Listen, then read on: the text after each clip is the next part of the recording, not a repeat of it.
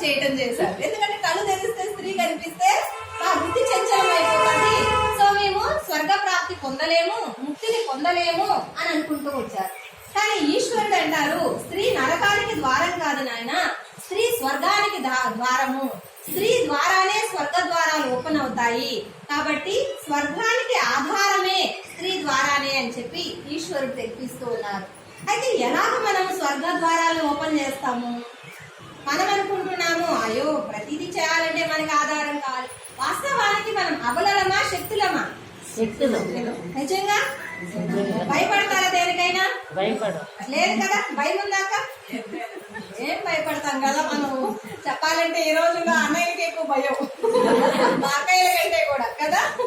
అందుకే చెప్తారనమాట, wisdom of women అని అంటారనమాట. అంటే ఒక ఉమెన్ అని అంటారు, ఒక పురుషునికి జన్మనిచ్చే వాళ్ళు ఎవరు?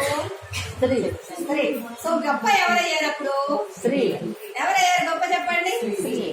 చూడండి, అన్నయ్యకి జన్మనిచ్చే వాళ్ళే అక్కయ్యలు అన్నప్పుడు సో స్త్రీ కదా శక్తిశాలి, అన్నయ్యలంటే శక్తిశాలి అవుతారు. కానీ ఏమని అంటారు, కుటుంబంలో ఆడపిల్ల పుట్టింది అని అంటే వెంటనే ఆలోచిస్తారనమాట, శిశు హత్య అని చెప్పి